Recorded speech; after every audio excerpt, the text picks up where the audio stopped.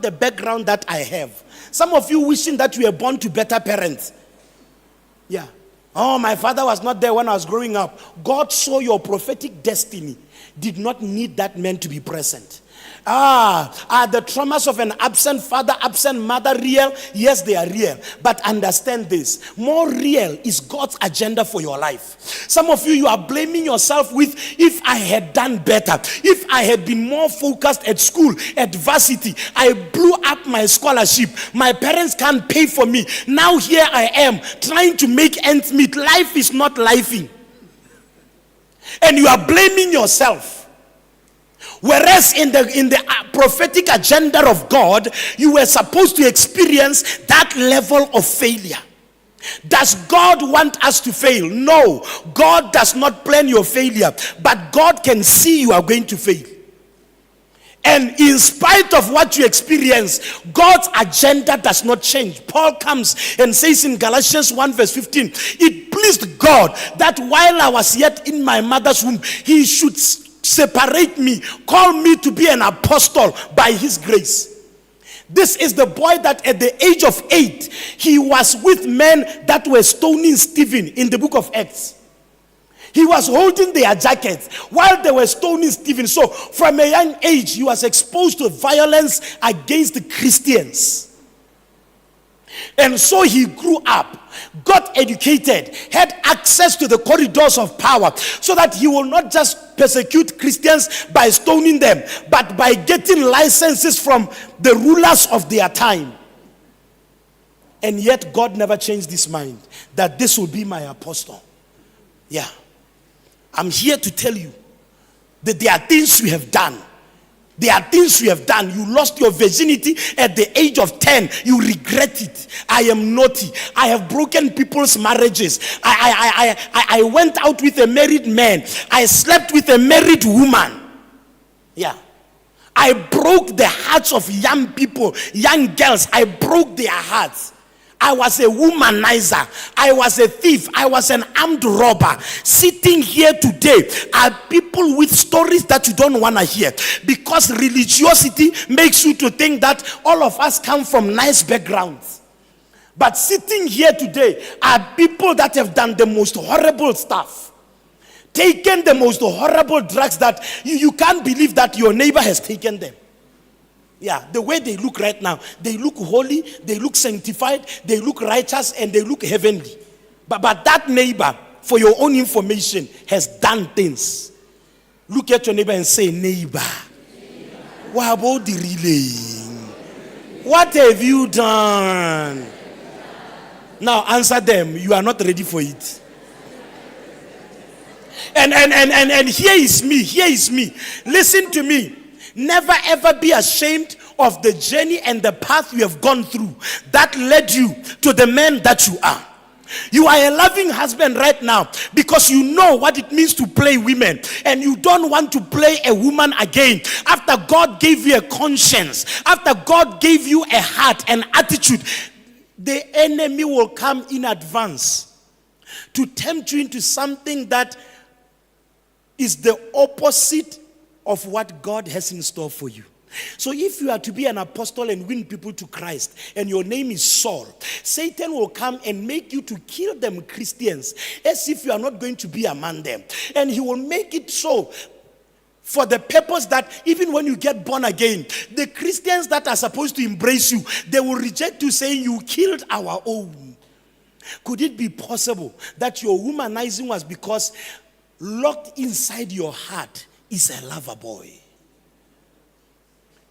Instead of loving 100 women, God wanted you to love one girl 100 ways.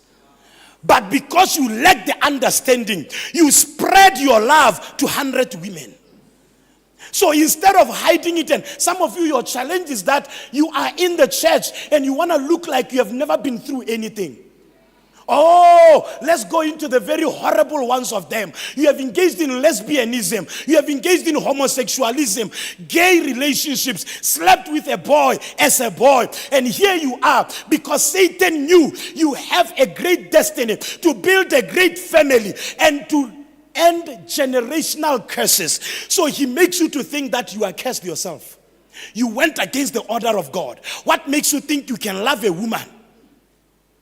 What makes you think that you can build a family when you have destroyed families? You have engaged in armed robbery. Let me tell you, every weakness of your life is an indicator of your purpose. The reason why you slept with men for money is because you like money. The reason why you like money is because God wired you to make money. But you made the money the wrong way. Satan operates by guilt. Everything he tempts you to do is so that you can feel guilty tomorrow when you get into your own place. You are the one who used to talk against pastors. Simply because God has a calling on you.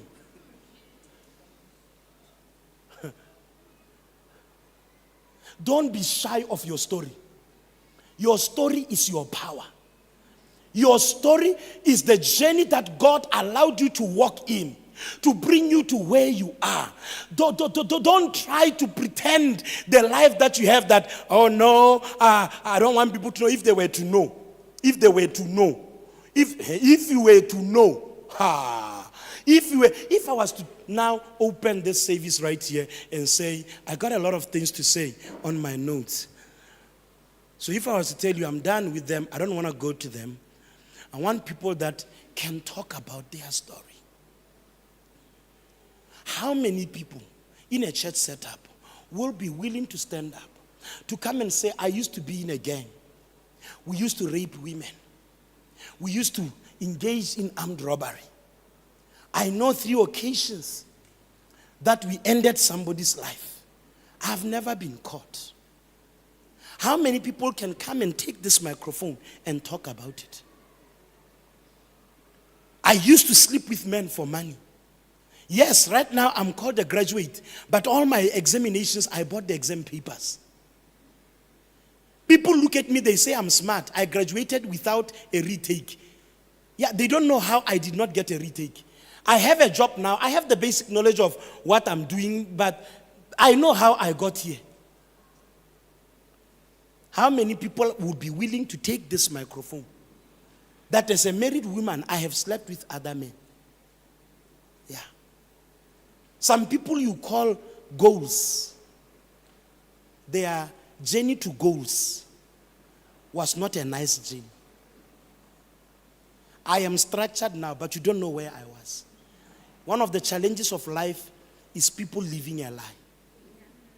Yeah. I saw on Facebook yesterday, somebody put on Facebook, they said, share a picture of a man who loves you, but he has a wife.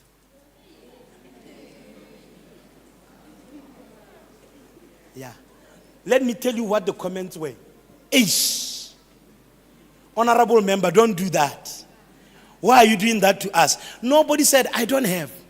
They were saying age to show that it's there. It exists. Share. The other one came and said, I came here to see the pictures. Yeah. Another one commented and said, people are not coming to this post for anything. They just want to see if they are posted. Yeah. Yeah. Can we admit that all of us, from the preacher with the microphone to the pastoral stand, beginning with the first lady all the way to our elders at the back there, all the way to this section, this section, this section, even the people that sing like they were born angels, the people that play instruments, even the young ones that are here, can we all attest, including you online? You are laughing there, but including you, can we all attest and agree with each other? We have done things. Tell a neighbor, say neighbor. I've done things. I'm not proud of some of them, but I've done them. I am who I am now because of the things I've done. And I'm not ashamed of it. I'm not saying I'm proud of it. I'm not gloating about it. But it's part of my journey. And I'm grateful I'm here now. Don't shut your story. Your testimony is not complete when your story has not been told in full. Don't just come here and tell us some funny stuff of, the Bible says, love your wife as Christ loved the church. When I got married, I decided I would love my wife as Christ loved the church. Tell us why you decided to believe that verse.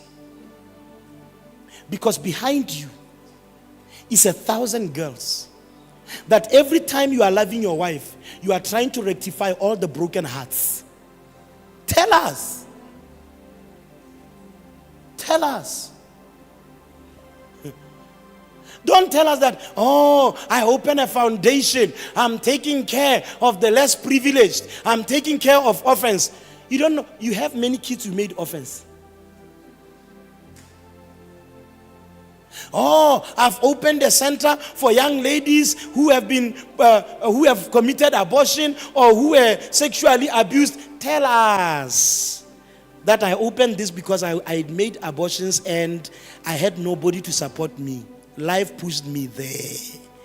Now I want to offer support to these young ladies. I'm not saying I agree with their decisions, but at least they should have a big sister who can say, I understand. Let me walk you through the healing of it. I know the trauma of knowing that I killed somebody in me. And I did not have anyone to talk to me. I cried at night, all throughout. Having to go to work and I had not yet healed. I jeopardized my health. So now I want to bring this young lady. Don't just come and say, I have a heart for women who are abused. Tell us you have been abused. Some of us, we are sitting here. Nobody has ever seen a mark on you. But all your relationships, you have been abused, beaten by men. You always knew how to make up to cover it. Now you have a passion. Did God allow me to be abused? He didn't. But he can use the abuse to shame the devil.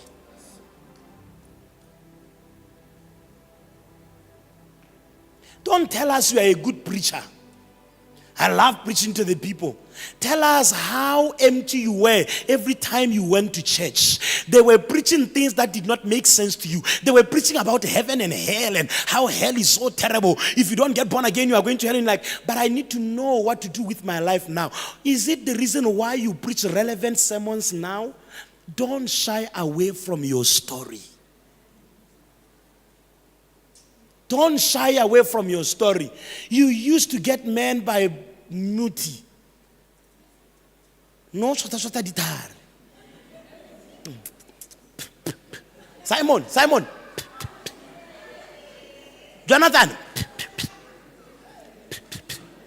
You stole their underwears and took them to Sangomas. That's why that man was loving you the way he was. Don't shy away from it. Come and help our brothers. Because some of them don't know that the women they think they love, they are under a spell. And you are the one who knows a man who loves a woman like this. You are seeing your brother saying, I love my wife. You don't know that. Talking about deliverance. So tell us. If you are a womanizer, tell our young ladies here that when a man is like this, these are the signs of a womanizer. These are the signs of an abuser. But you are hiding your story. Don't hide your story. It's a part of your journey. Don't cut out certain parts of you. And you are saying, these are the years I don't want to remember. The good, the bad, the everything. They all are mixed up by God to produce a sweet smell out of your life. You can take some bitter leaves and put them into some meat and take some salt and something sweet and put it in that meat, and the meat is going to taste nice. But these were bitter leaves. But together with the good and the bad, they produce something nice. Yeah. The Bible says, a prophet of God. I'm closing, please. I have so many things to say there, but this is it. Let me close. The prophet of God said, and God told me, go to the potter's house because I want to teach you a lesson. He said, and I went. When I got there, I found the potter, behind the wheel, working on the clay to make a pot. And while he was making the pot, sir, it's not a fiction book from Lakunle and Sadima Elava, the lion and the, what is it called, that book? The Lion and the Jewel. Yeah. I'm telling you how old I am without telling you how old I am. If you don't know that book, So he goes to the potter and he finds the potter working on the clay. And the Bible says, and the pot was mud in the hands of the potter. It was mud in the hands of the potter. And the potter did not say, it has been messed up, I need to discard it. The Bible says he took that same mud, that same destroyed mud, and he made it again another vessel. God will not reject you because of the journey you have gone through, but he can make you the vessel that you need to be. The enemy may have taken advantage of you, taken advantage of your innocence. And you know why the enemy does that? He wants to catch you early enough to expose you to the wrong things, expose you to pornography while you are still 10 years old, 7 years old, expose you to wrong things. For what purpose? So that he can have you in advance and have an open door where he can press anytime he wants to reach you. Some of you, under the sound of my voice, you are struggling with things that started when you were 7 years old. That anger started when you saw your mama beating your mama being beaten by your stepfather. You got angry from that day. Now you are this angry man that every time you are just blowing up. The enemy opened you up, opened your soul at that young age to see a man beating a woman. And you know what's even terrible about it? You may hate what you saw. That man not being born again did all of that. Years later, you are the one doing it. And at this time, you are born again. At least he had an excuse. He was a drunkard. As for you, what's the excuse? You know God. But why are you being a womanizer like that? Why are you rather being an abuser like that? The enemy opened you up early enough to poverty. So much so that no matter the amount of wealth you amass, you are very stingy because you are not sure if this will last. I know what it means to be in a house and there is no money, there is no food. So anything that comes, you keep away. So all the poverty, all the abuse, all the things that you experienced, it was not for that time. It was for your future. They are related to God's prophetic agenda for your life. You better be smart. You better outsmart this devil. Listen, I am not an abuser. Like my stepfather, I am not the one that leaves my children like my father left me. Maybe my father left me so that I can I can receive the passion to love my children when I have them. Instead of being cold, instead of being passive, instead of making excuses when you are getting it wrong towards your children in the name of, I've never been fathered, I don't know what it means to have a man in the house. No. You've got to turn things around and make the scriptures a reality. What the enemy meant for evil, God will turn it around for my good. I saw myself in the very lecture theater that I failed my physics. And I left the university. It was the same lecture theater that I went back to the university, and I was gathering about 200 young people, 150, 120, 200 on a weekly basis, empowering them for life and destiny. The very place that had serious triggers. Which areas do you have triggers? There are words when they are said to you, they remind you of certain things. When you're talking to your husband, and he decides to turn his back, maybe to even get into the kitchen and just get some water. Don't turn your back on me. Don't turn your back on me. You start crying. You are not crying at the husband. You are crying at the father who turned his back on you and never returned. If you don't see all these happenings as a part of God's journey for you, as the ingredients to produce this sweet meal of your destiny, you will forever be hanging on them and forever be regretting them. They will not produce the good they are supposed to produce. Salt on itself may not produce any good. But if you put it in the soup, it changes the taste. Your terrible seasons are part of the ingredients of the sweet meal that will be served to our generation. And the generation will say, wow, what a wise woman. Wow, what a wise man. Wow, what a talented man. Wow. Little do they know the winds that blew, and you had to stand your ground in the midnight hour to weather the storm. Now that you came out, you are no different from that mango tree. It was some few months ago that mango tree had shed its leaves because of the winter. Now it's December. Everybody runs to that mango tree. But that mango tree survived the rains, the winds. It survived everything, and it's able to produce some fruits. As long as the mango tree sees the winds as an enemy, as long as the mango tree sees the floods as an enemy, as long as the mango tree sees everything that happened to it, even the winter and the cold and the leaves falling off, as an enemy, it will not bounce back and produce fruits. Could it be why you have not used your pain to produce your glory? Because you are treating all these issues in isolation. Sir, if I want to make some good magwinya, I have to bring some flour here. I have to bring some yeast over here, some salt over here, some little bit of sugar here, some little bit of butter here, some bit of water here. All of them by themselves can't make me some fat cakes.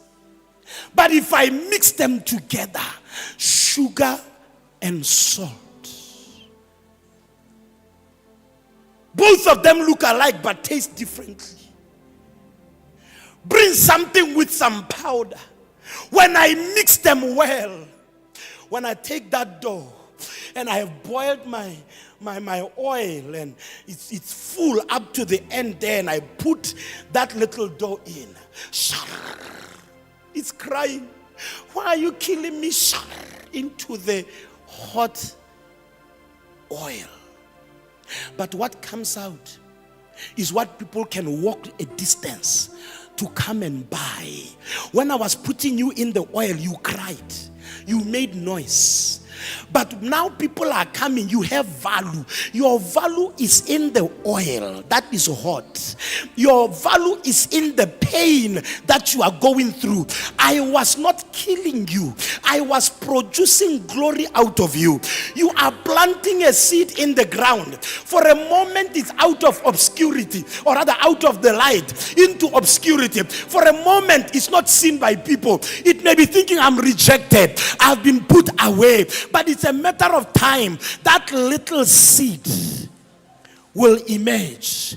But if the seed sees the darkness as an enemy, if the seed sees the hole it's planted in as an enemy, if the seed sees the farmer as an enemy, if the seed sees the water that is coming, that they are enjoying more water there, look at them giving me some little bit of water. If it sees all these things as enemies, it will never emerge to its greatness. Take all your life experiences, all your mistakes and all your good, put them in one bowl, put them in one pot, and begin to steer them. Begin to celebrate your failures. Begin to celebrate your weaknesses. I'm glad Samson broke my heart. I am glad Dikeledi made me cry like her name. I am glad Selo made me cry. I am glad my father left me. I am glad that I failed high school. The moment you now begin to see it all as ingredients, it begins to mix up. The enemy meant it for evil. God never wanted you to be abused. God never wanted you to be raped. God never wanted you to be molested. God never wanted you to fail at school. God never wanted you to be raised in poverty. But it is what it is. It happened. It's a part of you. You can turn it for your good. Some of you are listening to me and you are like, man of God, who are you talking to, man? Come on, man. Just preach the right sermon. Because we've never gone through that. If you have never gone through it, even the good you have gone through was God's ingredients for you. He knew that you can't survive poverty. He gave you rich parents.